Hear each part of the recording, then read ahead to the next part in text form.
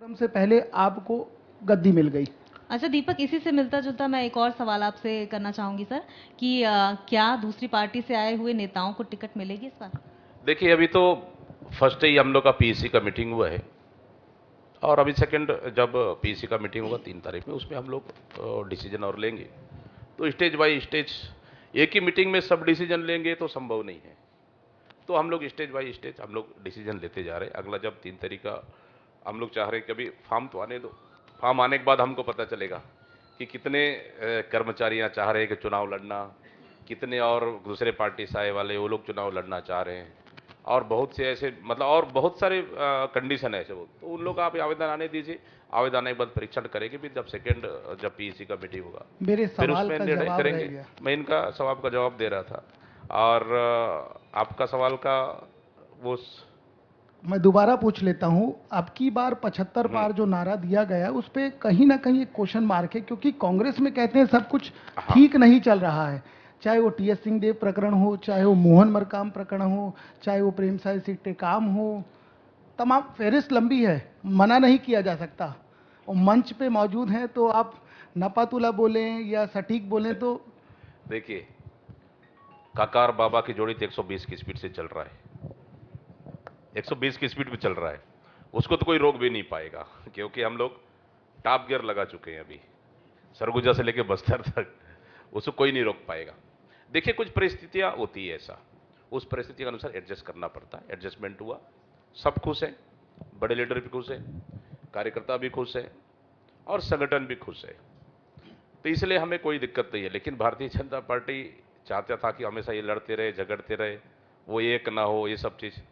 लेकिन कांग्रेस में अभी कहीं भी ऐसा नहीं है। सत्ता और संगठन दोनों मिलकर काम कर रहा है, बेहतर काम हम लोग कर रहे हैं। इसलिए आज ये स्थिति आना पड़ा कि यूपी, बिहार, पश्चिम बंगाल, गुजरात से बाहर लोगों को इनकमिंग लीडरशिप जिसे कहना चाहिए, बाहर से आके यहाँ पे आज उनको काम करना पड़ रहा है। मतलब छत्तीसगढ़ की जनता का उनको भरोसा नहीं है, उनके कार्यकर्ताओं के ऊपर भरोसा नहीं है, उनके नेताओं के ऊपर भरोसा नहीं है, बाहर से लाके काम कर रहे हैं। ये कंडीशन क्यों हुआ?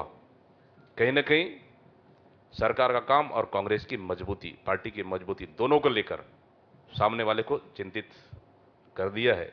इसलिए ये रणनीति हम लोग अपना काम करें, लेकिन इससे कोई फर्क नहीं पड़ेगा, इससे कोई फर्क नहीं पड़ेगा। अच्छा दीपक जी, इस बार के मुद्दे? इस समय का मुद्दे हमारे पास कुछ चीजें बचा के घोषणा रखना पत्र में पड़ेगा। क्या होगा इस बार खास? तो कुछ तो बचा के रखना पड़ेगा ना, नहीं तो चोरी कर लेंगे वो लोग। ठीक है। हाँ, अच्छा, चोरी कर लेंगे। फिर भी देखिए, नंबर वन मोटे तो हम मोटे तौर लोग, पे? देखिए नंबर वन तो यह है हम लोग सरकार ने जो अच्छा काम किया हम्म। उनको लेकर हम जनता तक जा रहे हैं हम लोग। जनता एक्सेप्ट भी कर रही है, नंबर वन। नंबर टू, कुछ ऐसे इशू हैं, अब लड़ाई के मैदान में जा रहे हैं तो कुछ अस्त्र छुपा कर रखना पड़ेगा। कुछ अस्त्र अभी छुपा के रखे हैं हम लोग। अच्छा, हाँ, बेरोजगारी, आप पूरा मत खुलवाइए आप अभी। महंगाई? हाँ, आएगी, बेरोजगारी भी आएगी, महंगाई भी आएगी और युवाओं के लिए नक्सलवाद आएगा। एक समस्या है। वो तो आधा समाप्त हो गया है, आप बस्तर में वहीं से जाएंगे। आते हैं। हाँ, बताए। देखिए, एक समय में मैं तो अभी 4 साढ़े 4 साल संभवतः सांसद हो गया हूँ। 5 साल विधायक के रूप में भी काम किया, 6 महीने विधायक के रूप में भी काम किया। पहले के सांसद की बात करें तो बिना हेलीकॉप्टर के वो जा नहीं पाते थे क्षेत्र। वहां यहां पहले के मिनिस्टर की बात करें तो बिना हेलीकॉप्टर के जा नहीं पाते थे। आज हमारे मिनिस्टर बिना हेलीकॉप्टर के भी आज क्षेत्र जा रहे हैं, हमारे एमएलए बिना हेलीकॉप्टर के क्षेत्र जा रहे हैं। एज ए सांसद में 8 विधानसभाएं, 6 जिले में बिना हेलीकॉप्टर के भी आज क्षेत्र जा रहा हूं। मैंने क्षेत्र जाने के लिए अगर सीएम साहब का दौरा को छोड़ दिया तो मैंने एक दिन भी हेलीकॉप्टर में क्षेत्र जाने के लिए नहीं मांगा हो। मतलब सोच लीजिए, सुरक्षित तो है क्षेत्र, लेकिन समाप्त नहीं हुई है अच्छा अभी। दीपक जी, आदिवासी नेता हैं आप, एक बड़े नेता हैं आदिवासी के। आदिवासी विकास के लिए क्या रूपरेखा है आगामी चुनाव को लेकर? देखिए, आदिवासियों को लिए इस 4.5 साल बहुत काम हुआ। तेंदुपत्ता का रेट बढ़ा और नक्सली उन्मूलन के नाम से हम लोगों ने पुनः माड़ाकाल, बहुत सारी योजनाएं, दंतेवाड़ा, बीजापुर चला। उसके अलावा वनोपज संग्रहण के लिए उनको हम लोग बहुत, उनके समर्थन मूल्य में हम लोगों ने बढ़ोतरी किए। मतलब बहुत सारी ऐसा योजनाएं, उनके इमली, महुआ, टोरा हम लोगों ने खरीदे। प्रोसेसिंग प्लांट लगाए। दंतेवाड़ा जैसा जगह में एक समय सोच लीजिए, हम लोग दंतेवाड़ा में मतलब बाहर से कपड़ा लाके हमारे बस्तर के लोग खरीदते थे। राजस्थान से या दिल्ली मुंबई से कपड़ा आता है, जगदलपुर, जगदलपुर से दंतेवाड़ा या बीजापुर जाता है। आज दंतेवाड़ा में कोई कल्पना नहीं कर सकता था, कर सकता है। 5-5 डेनिस फैक्ट्री बना हुआ है, डेनिस गारमेंट फैक्ट्री 5-5 6-6 बना हुआ है। आज वहीं के नक्सल प्रभावित, वहीं के ट्राइबल, वहीं के कोई ऐसे पीड़ित परिवार उसमें काम करने के बाद 10 से 12 हजार रुपये रोजी कमा रहे। आज हमारा हमारा दंतेवाड़ा का आज फैक्ट्री का, डेनिस फैक्ट्री का, गारमेंट फैक्ट्री का कपड़ा बेंगलोर जा रहा है, देश के अन्य शहरों में जा रहा है। मतलब एक रोजगार खड़ी करने वाली बात हुई है हमारी सरकार में, तो उसमें कहीं ना कहीं रोजगार मिल रहा है। तो इस तरह से बस्तर में बहुत सारी चीज जो वहां के लोगों ने कल्पना की थी। देखिए, सबसे पहली चीज तो वहां सबसे बड़ा चीज तो आप कुछ भी लगा लो, सड़कें बना लो, बिजली लगा लो, पुलिया ला लो, बिल्डिंग ला लो, पीडीएस सिस्टम ला लो, जब तक वहां से आपके पास शांति नहीं है, कोई सुरक्षित नहीं है। आज एक भी बिल्डिंग नहीं टूटा है हमारी सरकार में, ठीक है, एक भी बिल्डिंग नहीं टूटा है आज। ये तो ना स्कूल बिल्डिंग, ना स्वास्थ्य बिल्डिंग, ना पीडीएस। एक सवाल है, भूपेश है तो भरोसा है, भरोसे की सरकार। इसके इतर विपक्ष का आरोप है कि अब कोई चेहरा नहीं है, कोई भरोसा नहीं है, सब भरोसा डगमगा गया है दिल्ली का। अब संगठित होकर चुनाव लड़ेंगे। जो चेहरा था, जिस भरोसे की बात कर रहे थे, वो भरोसा खो चुका है। क्या ऐसा हुआ है? देखिए, हमारे पास तो स्टार चेहरा है। भारतीय जनता पार्टी पास कौन है? मोदी का नाम ले देते हो। तो उनके चेहरे पे चुनाव लड़ा ले। यहाँ पे मैं तो पहले ही बयान दे दिया, उनके चेहरे पे चुनाव लड़ा ले। हम तो हिमाचल भी देख लिए, कर्नाटक भी देख लिए, छत्तीसगढ़ भी हम देखेंगे।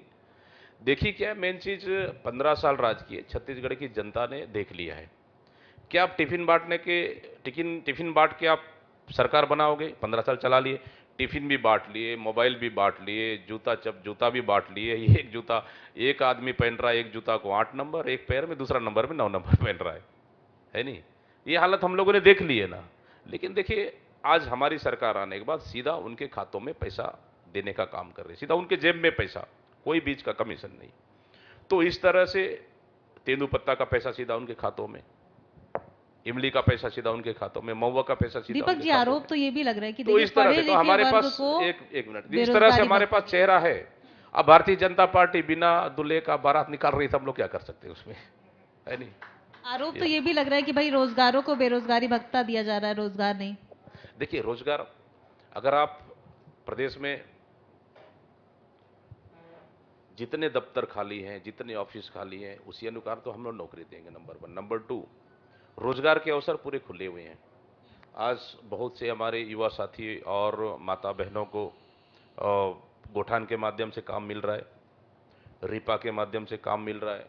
उसके अलावा युवा मितान क्लब के माध्यम से गांव में साफ सफाई, फिर वहाँ पे जो सरकार की योजनाओं तक पहुँचाना, उनको हम लोग 4 किस्त में 25-25 हजार रुपये, 1 लाख रुपए महीने के दे रहे हैं। तो कहीं ना कहीं युवा बेरोजगारों को, जो गलत रास्ते पे ना जाए, कलम की जगह बंदूक ना उठाए, इसलिए सरकार उन्हें कहीं ना कहीं व्यवस्थित करने का कोशिश की है। और आज पूरे देश में अगर देखेंगे, सबसे बेरोजगारी दर जो है ना, हमारे छत्तीसगढ़ में कमी है। उसके अलावा आप गुजरात में देखेंगे तो बेरोजगारी दर सब ज्यादा है वहां पे, वहां के प्रधानमंत्री, उनकी सरकार है, सब चीज उनकी अगर तुलना करेंगे, छत्तीसगढ़ में बेरोजगारी की दर सबसे कम है। वैसे साहब, सरकार आई 2018 में, निगम मंडलों के पद लंबे समय तक खाली रहे। तमाम कार्यकर्ता जो दरी उठाने वाले, झंडा लगाने वाले, और तमाम जो कार्यकर्ता थे आपको, जो कांग्रेस को मजबूत कर रहे थे, उनकी उम्मीद थी कि कुछ मिलेगा, लाल बत्ती मिलेगी, कैबिन मिलेगा, दफ्तर मिलेगा। लेकिन बहुत देर कर दिया आप लोगों ने। ऐसा नहीं लगता, जब सरकार यदि दोबारा रिपीट होती है, इसी साल चुनाव होने, तो क्या दोबारा ऐसा होगा? मैं वही चीज मैंने कहा आपको, हमारे पास लाखों कार्यकर्ता है पूरे प्रदेश में। पोस्ट कितना है? 100, 150, 200 ज़्यादा होंगे। अध्यक्ष, उपाध्यक्ष प्लस उस डिपार्टमेंटल के मेंबर, सबको संभव नहीं है। लेकिन तो पद तो खाली रहे। लेकिन फिर भी बहुत सारे नेताओं को, बहुत सारे लोग एडजस्ट करने का प्रयास किया गया है। अभी हमारे पास अवसर है। अभी हम लोग इतना जल्दी कहाँ हार मानने वाले हैं। हम लोगों ने तो 75+ टारगेट लेके चल रहे हैं। अगली सरकार तो फिर हम बनाएंगे। छत्तीसगढ़ की जनता का आशीर्वाद रहेगा, यहाँ के युवाओं का आशीर्वाद रहेगा, माता बहनों का आशीर्वाद रहेगा। छत्तीसगढ़ में फिर दोबारा सरकार बनेगी तो निश्चित रूप से अगर किसी को इस सरकार में एडजस्ट नहीं हो पाया है तो आने वाला समय में एडजस्ट करेंगे। अच्छा अनिल जी, आपने माता बहनों का आशीर्वाद का जिक्र किया, तो मैं ये जिक्र और ये सवाल भी आपसे करना चाहूँगी। थोड़ी वक्त पहले अनिला भेड़िया जी यहाँ पर हमारे साथ मौजूद थी।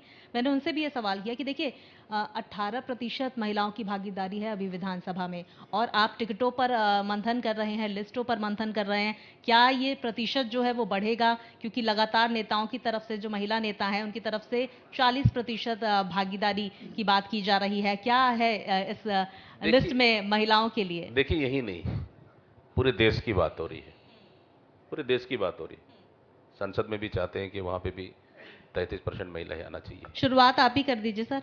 लेकिन यह है कि हम लोग उस जगह पे अगर किसी सीट में अगर कोई युवा है, युवा कैंडिडेट है, वो वहां उसका परफॉर्मेंस बहुत अच्छा है, जनता उसको पसंद करती है, कार्यकर्ता पसंद करते हैं, अगर उसका इमेज अच्छा है वो चुनाव जीत सकता है, हम युवाओं को मौका देंगे। अगर किसी सीट में कोई हमारे महिला कैंडिडेट है, वो चुनाव जीत सकती है, तो निश्चित रूप से उसको हम टिकट देंगे। तो ये परिस्थितियां तय करेगा, लेकिन महिलाओं की भागीदारी भी कांग्रेस पार्टी में रहेगा। पहली लिस्ट में 5 नाम हैं महिलाओं के बीजेपी की तरफ से। ठीक है, आप कोई क्या, दिक्कत नहीं है। मैंने आपकी लिस्ट में 90 में से कितनी सीटें? 90 में रहेगा, रहेगा, महिलाओं का लिस्ट रहेगा। सीटों की बात हुई, टिकटों की बात हुई, चर्चाएं ये भी है कि आप लोगों के भी सर्वे हुए हैं जिसमें कुछ मंत्रियों की हालत टाइट है, कुछ विधायक हार रहे हैं। क्या माना जाए कि कुछ को रिवाइव किया जाएगा, कुछ को ड्रॉप किया जाएगा? जो सिटिंग एमएलएज हैं, जो मंत्री हैं, उनको ड्रॉप किया जाएगा, जो अभी तक की चर्चा है? देखिए अभी तक तो सर्वे 2-3 स्तर पे चल रहे हैं और हम लोग व्यक्तिगत रूप से भी फीडबैक ले रहे हैं पूरी जगह से। देखिए जो भी सरकार, किसी की भी सरकार रहे, सरकार रहने के बाद कुछ चेहरों पे एंटी इनकम्बेंसी तो रहता है।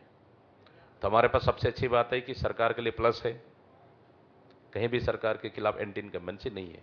हो सकता है थोड़ी बहुत किसी चेहरे पे नाराजगी हो सकती है, कई चेहरे हैं ऐसे। हो सकते हैं, ऐसी नाराजगी हो सकती है, लेकिन फिर भी हमारे पास 1.5 महीने का वक्त अभी भी है। सितंबर लास्ट, मुझे लगता है अक्टूबर फर्स्ट सप्ताह में आचार संहिता लगेगा, तब भी 1.5 महीने का वक्त है। लगातार माननीय मुख्यमंत्री भूपेश बघेल जी 4.5 सालों में हर 3 महीने में उनको उनका सर्वे कराकर रिपोर्ट कार्ड हमेशा दिए हैं और मार्गदर्शन देते रहे कि अगर कोई कमी बेसी है तो ठीक कर लो। तो हमारे पास 1.5 महीने का वक्त है अभी, और 1.5 महीने के वक्त में अगर सुधार आ जाता है तो क्यों ना उनको मौका ना दें, बिल्कुल मौका देंगे। 5 साल क्षेत्र में काम किए, जनता के बीच में रहे, जनता उनको जानती है और जनता भी वो जानते हैं, कार्यकर्ताओं को पहचानते। अगर परफॉर्मेंस ठीक रहा तो निश्चित रूप से मौका मिलेगा। मतलब मान लिया जाए नए लोग ज़्यादा रहेंगे? नहीं, अभी इतना जल्दी अभी कुछ कह पाना भी संभव नहीं है, क्योंकि अभी तो हमारे पास 1.5 महीना वक्त है। तो चुनाव के लिहाज से तो कम है सब है। नहीं ठीक है, अब तो यह है कि भारतीय जनता पार्टी किसी, मुझे लगता है कि मैंने वही चीज कह रहा हूं कि भारतीय जनता पार्टी जो 21 टिकट डिक्लेयर किया है वो तो उसको टेस्टिंग कर रही है। अगर आप देखेंगे तो विरोध ना हो जाए। लगातार विरोध हो रहा है। आप लोगों को तो सब ज्यादा पता है, हो सके आपको भी पता है। मेरे ज्यादा पता आप लोग को है। हर विधानसभा सीटों में उनका विरोध हो रहा है, कहीं इस्तीफा दे रहे हैं, कहीं तो बैठकें हो रही हैं, कहीं तो गांव में घुसने नहीं दे रहे हैं। उनकी हालत तो बहुत खराब है, तो चिंतित में पड़ गए। अमित शाह जी को बयान देना पड़ा है मध्य प्रदेश में, अगर आवश्यकता पड़ा, मध्य प्रदेश में भी टिकट का 39 का वहां पे भी घोषणा हुआ है, उनको ये बयान देना पड़ा कि अगर जरूरत पड़ा, जो जो कैंडिडेट हम लोग डिक्लेयर किए, जरूरत पड़ा तो उनको लिस्ट हम लोग फिर बदल सकते हैं। मतलब सोच लीजिए आप, बल्कि वो टिकट डिक्लेयर करके बुरी तरह से फंस गए हैं वो लोग। अब करें तो क्या करें? तो कांग्रेस पार्टी पूरी तरह से मंथन कर रही है, हम कोई जल्दबाजी नहीं कर रहे हैं। टिकट वितरण उनके साथ कोई कंपटीशन नहीं है हमारा। आपने कहा फंस गए हैं, भारतीय जनता पार्टी तो अपने आप को मैनेजमेंट गुरु बताती है, कैसे फंस गई, कैसे इतनी बड़ी गलती कर दी फिर भाजपा ने? देखिए क्या है, भारतीय जनता पार्टी 2 लोगों के ऊपर टिकी हुई है, प्रधानमंत्री और अमित शाह, ये दोनों के भरोसे। और बाकी लोग तो बस वो ट्रेन के डब्बा है पीछे, इंजन 2 है, डबल इंजन बोलते हैं, तो अमित शाह और मोदी ये डबल इंजन है, बाकी तो ट्रेन के डिब्बे हैं। कौन कौन है डब्बों में पीछे? पीछे डब्बे में बहुत सारे लिस्ट है। कुछ एक बता दीजिए। अब उतने सारे एक नाम लेंगे तो मुझे लगता है लंबा हो जाएगा। मालगाड़ी है या पैसेंजर है? अब इसको मालगाड़ी भी नहीं कहा जा सकता है, पैसेंजर भी नहीं कहा सकता है, वो खाली डब्बा है वो बस, है नहीं ये है। तो जिस तरह से ये लोग जल्दबाजी किए उसमें बुरी तरह फंस गए, ये सच्चाई है। लेकिन हम लोग सोच समझ के जनता से पूरा फीडबैक लेने के बाद, कार्यकर्ताओं से फीडबैक लेने के बाद हम लोग टिकट डिक्लेयर करेंगे। सही समय में सही वक्त पे हम लोग करेंगे। तो इसमें हम लोग कोई जल्दबाजी नहीं कर रहे हैं। अच्छा दीपक जी, मेरे सहयोगी दीपक ने जो सवाल किया मैं एक बार फिर से दोहराना चाहूंगी। मुख्यमंत्री फेस कौन, हमारे पास तो किसके मैंने कहा चेहरे ना, पर चुनाव लड़ा जाएगा? मुख्यमंत्री भूपेश बघेल कम है क्या? आप उनके चहेते हैं इसलिए कह रहे हैं। देखिए, मैं तो सबका चाहती हूँ। मतलब सबके घर के दीपक आप हैं, सबके दीपक आप हैं। दीपक का मतलब भी क्या है? अंधेरे को दूर करना, रोशनी देना ही दीपक का काम है नहीं? तो देखिए, हम लोग के पास चेहरे कभी नहीं है और इतना बेहतर काम हुआ है सरकार में, और सरकार के काम के दम पर हम जनता के बीच में जाएंगे।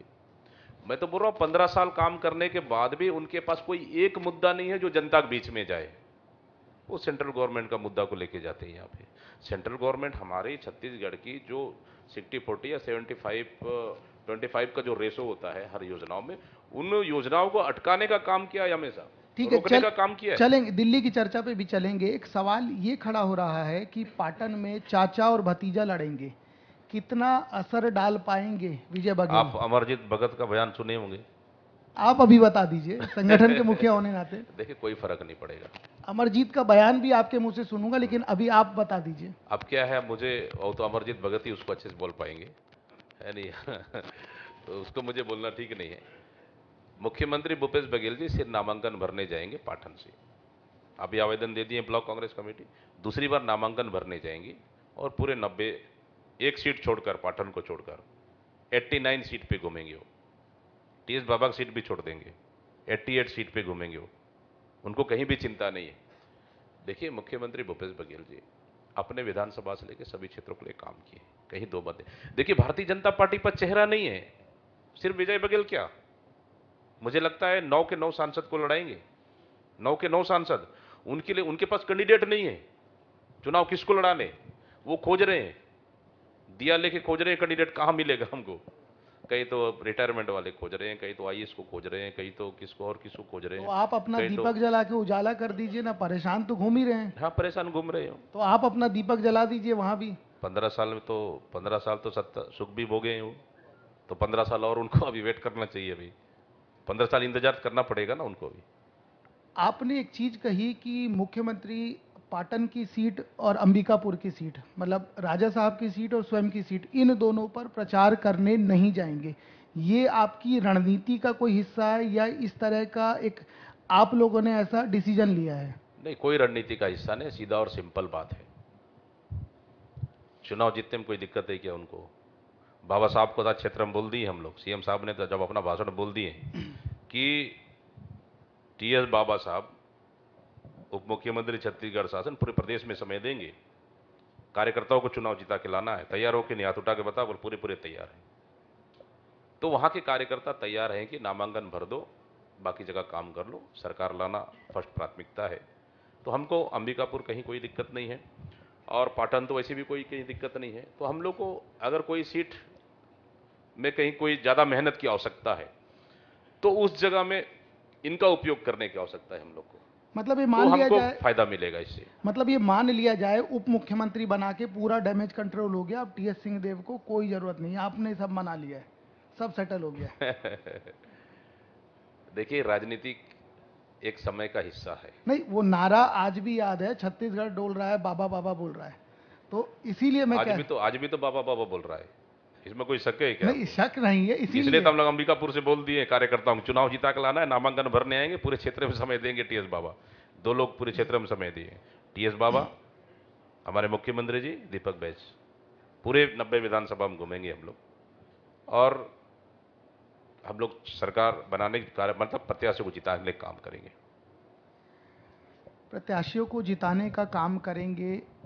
भारतीय जनता पार्टी के ऊपर आरोप है कि जितनी भी केंद्रीय एजेंसियां जहां पर उनकी सरकारें नहीं हैं वहां कार्रवाई कर रही हैं, लेकिन छत्तीसगढ़ के भीतर पिछले 1.5 साल से डेरा जमा लिया है। उनके बच्चे यहीं से स्कूल जा रहे हैं, यहीं घर खरीद लिया गया है, यही सब चीज हो रही है। राशन कार्ड भी बना लिए होंगे। तो आप लोग बनवा रहे हैं। राशन कार्ड भी बना देंगे उनका। देखिए क्या है, सेंट्रल गवर्नमेंट इसको विस्तार पूर्वक समझना चाहूंगा कि आखिर ये सेंट्रल स्थिति हुई गवर्नमेंट क्यों। सेंट्रल एजेंसी का दुरुपयोग कर रही है, ये पूरी देश की जनता जानती है। आईटी और ईडी का रेट कहां पड़ रही है? जहां गैर बीजेपी की सरकार है वहां, चाहे आप पश्चिम बंगाल देख लें या फिर आप तेलंगाना देख लें, छत्तीसगढ़ देख लें या फिर आप महाराष्ट्र देख लें और कुछ दिल्ली देख लें, तो इस तरह से भारतीय जनता पार्टी मुद्दा है ही कहाँ। ईडी वाले, एआईटी वाले दिन रात एक मेहनत कर रहे हैं, एक छोटा सा कागज मिल रहा है, उसको बोल रहे हैं कि इतने करोड़ का घोटाला है, फिर बीजेपी वाले दे दे रहे हैं साइड में, यही घोटाला है, आप इसको उठा लो। क्या है उनके पास? कुछ नहीं है। देखिए इनके पास आईटी और ईडी के सिवाय कुछ नहीं है। इनके दम पे चुनाव लड़ना चाह रहे हैं, लेकिन छत्तीसगढ़ की जनता जानती है, समझती है। देखिए हमारी सरकार में पैसे का फ्लो रायपुर से लेकर गांव तक हुआ है, एक रिसाइकल हुआ है पैसे का, कि सरकार का पैसा जनता, जनता का पैसा व्यापारी के पास, व्यापारिक पैसा फिर सरकार के पास, एक रिसाइकल हुआ है। इसी की वजह से आज इतना पूरे देश में मंदी होने के बाद भी छत्तीसगढ़ में मंदी नहीं आया, ये मेन रीजन है। तो व्यापारी के पास पैसा है, तो आप वहां जाके आईटी का रेट डालोगे, वहां जाके ईडी का रेट डालोगे, मतलब आप छत्तीसगढ़ के व्यापारियों को भी आप परेशान कर रहे हो आप। लेकिन ये कार्रवाई करके भारतीय जनता पार्टी हो, जैसे आपका कहना है, और केंद्रीय जांच एजेंसी है, ये साबित क्या करना चाह रही है? छत्तीसगढ़ से ऐसा कौन सा डर लग गया देखिए है? छत्तीसगढ़ सरकार से केंद्र की सरकार डरी हुई है। मुख्यमंत्री अच्छा काम कर रही है, यहाँ की सरकार अच्छा काम कर रही है। समय समय में केंद्र के मंत्रियां छत्तीसगढ़ आके यहाँ की योजनाओं को देख के दबी जुबान में तारीफ किए, ये अच्छा भी सच्चाई दीपक है। जी, डॉक्टर रमन सिंह भी हमारे साथ थोड़े वक्त पहले मौजूद थे, पूर्व मुख्यमंत्री। भ्रष्टाचार का आरोप आप पर काफी लगा रहे थे, और एक बात और जिक्र कर रहे थे वो कि भूपेश बघेल जी ने तो लाइसेंस ले लिया कि भाई छत्तीसगढ़िया हम ही हैं बस, और कोई नहीं है दूर नहीं, दूर इसमें तक। कोई शक है क्या? लाइसेंस तो है, इसलिए वो रमन सिंह को गेड़ी चढ़ा के देखो, चढ़ पाएंगे क्या? बौरा चलाने बोलो, चढ़ा पाएंगे क्या? बाटी खेलने बोलो, बाटी खेल पाएंगे क्या? लेकिन उनके बदले विजय बघेल चुनौती दे देते हैं। विजय बघेल छत्तीसगढ़िया है, उनको तो पता रमन है। सिंह कहाँ के? अब उनसे जाके पूछ लो रमन सिंह कहाँ के। जो छत्तीसगढ़िया जो गेड़ी चढ़ने जान सकता है, जो बौरा चलाने जान सकता है, जो बाटी खेलने जान सकता है, जो गिल्ली डंडा खेल सकता है, रमन सिंह को अगर बता दिया अगर चढ़ेगा। आजकल ब्रिजमोहन अग्रवाल जी भी चढ़ना शुरू कर दिए हैं। मतलब देखिए छत्तीसगढ़ की संस्कृति विरासत बहुत बड़ी है। इस संस्कृति को माननीय मुख्यमंत्री भूपेश बघेल ने, जो खत्म हुआ था, लगभग समाप्ति की ओर था, उसको फिर जिंदा रखने का काम किया है। उनको जिंदा रखने का काम किए, उसी के नतीजा ओलंपिक खेल हो रही, लगातार गांव में हो रही है। गांव में देवगुड़िया बन रही है, बस्तर में देवगुड़िया बन रही है, बस्तर में घोटुल बन रही है। तो ये मेन रीजन है जहां हमारे छत्तीसगढ़ की संस्कृति को बचाना बहुत जरूरी है। जो लोग पिछले 15 साल में उसको खत्म करने का काम किया, आज हमारी सरकार उसको बचा रही है। क्या माना जाए, आप विधानसभा चुनाव लड़ेंगे? अब ये तो पार्टी को तय करना है। देखिए मैं तो विधानसभा चुनाव लड़ूंगा या लोकसभा चुनाव लड़ूंगा, मैं ये सोच के मैं अभी काम नहीं कर रहा हूं। पार्टी ने मुझे, हाईकमान ने आदेश किया है, छत्तीसगढ़ के तमाम वरिष्ठ नेताओं ने भरोसा किया है कि कांग्रेस पार्टी का इस कम समय में, कम उम्र में जो हमको मौका मिला है, मैं तो सौभाग्यशाली हूं। बिल्कुल, देखिए दीपक जी भरोसा किया है, और देखिए आप क्या रणनीति बनाते हैं ये हम सब ही देखेंगे। आप हमारे साथ इस मंच पर मौजूद थे, आपने बहुत महत्वपूर्ण बातें हमसे की, बेबाकी से अपनी तमाम बातों पर, तमाम सवालों पर राय रखी। आपका बहुत बहुत शुक्रिया हमारे साथ इस मंच पर शामिल होने के लिए। बहुत बहुत धन्यवाद। बहुत शुक्रिया, बहुत शुक्रिया। जी, इंडिया न्यूज को thank you. Thank you. Thank you Deepak ji.